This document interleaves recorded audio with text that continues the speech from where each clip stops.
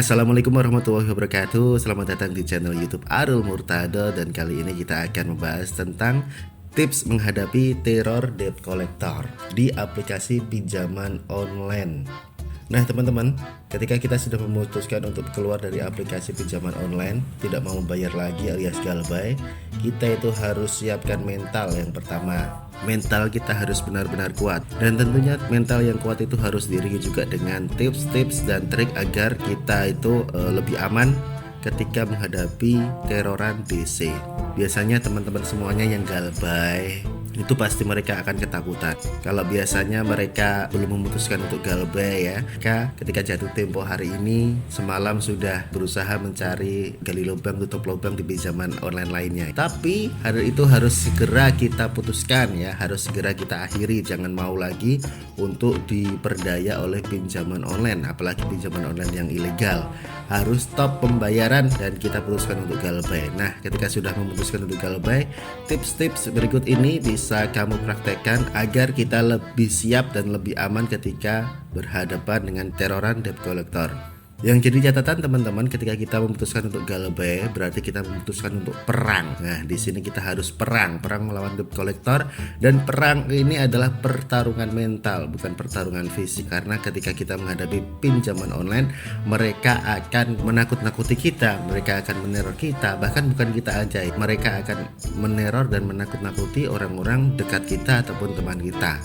Tips pertama teman-teman yang harus kita lakukan itu sebelum kita galbay, sebelum DC-DC itu meneror, kita kondisikan dulu kontak-kontak dengan cara membuat broadcast baik melalui SMS atau WA. Kondisikan kontak-kontak dengan broadcast baik melalui SMS atau WA. Ini adalah langkah paling penting ketika kita gagal bayar di pinjaman online khususnya ilegal ya. Jadi teman-teman membuat broadcast WA, khususnya WA ya, dan juga kalau bisa SMS kepada semua isi kontak kita, yang intinya itu kepada semua saudara, sahabat, rekan kerja atau semua yang ada di kontak saya. Saya atas nama ini memohon maaf karena saya telah mengalami pencurian data pribadi beserta seluruh isi dan data di ponsel saya pertanggal ini, bulan ini, tahun ini, yang meliputi nama, terus keluarga, foto, identitas diri, terus seluruh data galeri, daftar kontak, riwayat kontak, dan seluruh data-data lainnya termasuk akun Facebook, Instagram, dan Twitter. Data tersebut saat ini sedang disalahgunakan oleh oknum yang tidak bertanggung jawab untuk melakukan pemerasan, fitnah, dan penipuan terhadap saya.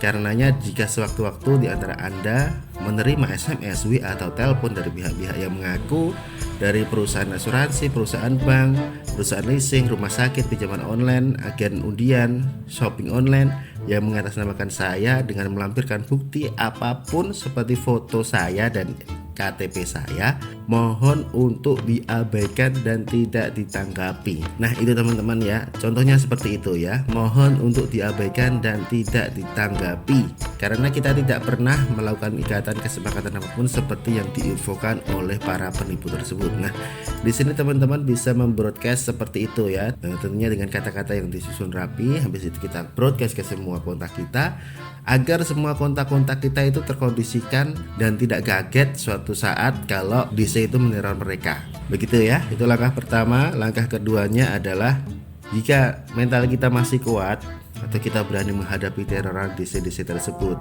kita masih bisa mengaktifkan nomor HP kita dan WA kita. Tapi saran saya, ini saran ya, saran saya jika kita sudah membroadcast seperti itu kepada teman-teman kita, sehari kemudian kita kasih jeda sehari ya, sehari kemudian kita langsung ganti nomor telepon dan nomor WA kita. Itu lebih safety daripada kita masih menggunakan nomor lama dan juga WA lama ya. Terus yang berikutnya teman-teman, abaikan semua panggilan telepon, SMS, WA dari debt collector. Nah ini ketika teman-teman memutuskan untuk tidak mengganti nomor telepon dan nomor WA ya, lebih baik untuk sementara diabaikan dulu saja sambil menenangkan pikiran kita, menenangkan hati kita, dan kita fokus kepada hal-hal yang lebih positif daripada menghadapi para DC ini ya. Karena DC itu sebenarnya mereka tugasnya membuang-buang waktu kita. Kalau kita punya waktu luang baru kita tanggapi mereka. Berikutnya teman-teman, nonaktifkan semua izin akses aplikasi pinjol lalu hapus aplikasi tersebut. Bila perlu lakukan reset factory atau kembali ke setelan pabrik. Ini teman-teman yang patut kita lakukan. Nonaktifkan semua izin akses APK pinjol lalu hapus APK tersebut. Atau kalau kalian tidak ingin ribet ya, langsung kita ubah HP kita kembali ke setelan pabrik biar hilang semuanya ya. Tapi teman-teman di sini ada yang salah paham ya, ketika kita menghapus aplikasi tersebut, kita menonaktifkan semua izin akses, kita berharapnya data-data kita di sana juga hilang ya. Bukan seperti itu mekanismenya ya. Data-data kita itu sudah terunduh di sana, udah disimpan di server mereka, dan kita ketika menghapus aplikasi di HP kita, ya data tersebut tidak bakal hilang karena mereka punya server untuk menyimpan HP kita. Udah di copy paste gitu ya ibaratnya. Nah, berikutnya yang harus dilakukan ya, nonaktifkan atau privasi semua akun medsos Facebook, Twitter, IG dan lain-lain. Nah, ini yang paling penting teman-teman ya. Jadi para debt collector itu menyerangnya pertama lewat telepon.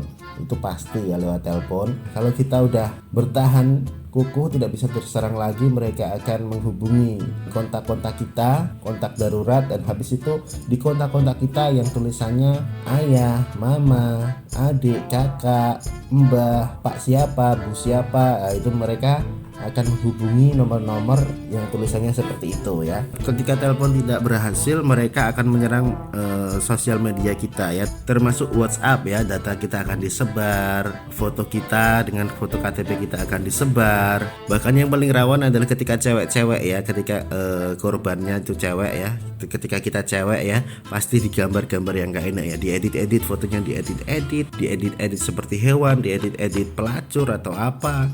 Itu sangat menjijikkan sekali ya kelakuan debt collector seperti itu. Dan ketika itu sudah mentok teman-teman, mereka akan menyerang akun media sosial kita ya. Jadi Facebook, Twitter, IG, mereka akan cari-cari celah agar kita itu bisa kalah oleh mereka ya. Kalau kita bayar berarti kita kalah sama mereka. Kalau kita masih kukuh tidak mau membayar, gagal bayar, mereka pasti lama-kelamaan akan berhenti meneror kita. Terus berikutnya, blokir panggilan di luar kontak via pengaturan HP atau download Truecaller. Nah, ini buat teman-teman yang tidak ganti nomor HP. Terus setting WhatsApp pengaturan akun privasi grup hanya untuk kontak ya. Setting WhatsApp kita, pengaturan kita agar kita tidak dimasukkan ke grup dan dibuatkan grup penggalangan dana. Nah, ini adalah salah satu yang paling ditakutkan oleh para pinjolers yang gagal bayar, itu mereka akan dibuatkan grup ya, grup penggalangan dana atau grup penjualan ginjal ya, seperti itu teman-teman.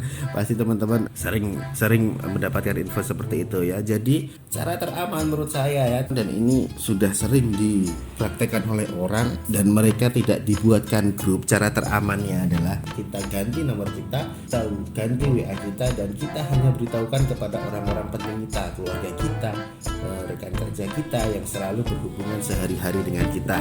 Jangan lupa dulu sebelum kita ganti nomor, ganti WA, itu WA nomor lama kita itu di setting, jangan langsung keluar dari WA atau jangan langsung HP-nya itu di reset pabrik. Jadi WA-nya itu dihapus akun dulu. Nah, di pengaturan terus dihapus akun, baru kita keluar dari WA tersebut. Bedanya ketika kita menghapus akun atau tidak, atau langsung keluar ya, bedanya itu nanti di orang yang mau menghubungi kita. Kalau kita tidak hapus akun, orang yang menghubungi kita masih bisa melihat nomor kita itu masih terhubung ke WA. Kalau kita hapus akun, di nomor orang tersebut yang mau menghubungi kita, nomor kita tidak terhubung ke WA. Jadi tulisannya nanti di kontak, teman-teman pasti bisa tahu ya, di kontak itu undang ke WA gitu, undang untuk memakai WA gitu ya. Kalau kita udah hapus akun, kalau kita belum hapus akun pasti kita bisa di chat walaupun nggak masuk, itu kalau kita tidak menghapus akun. Tapi kalau kita hapus akun nggak bisa di chat di WA ya.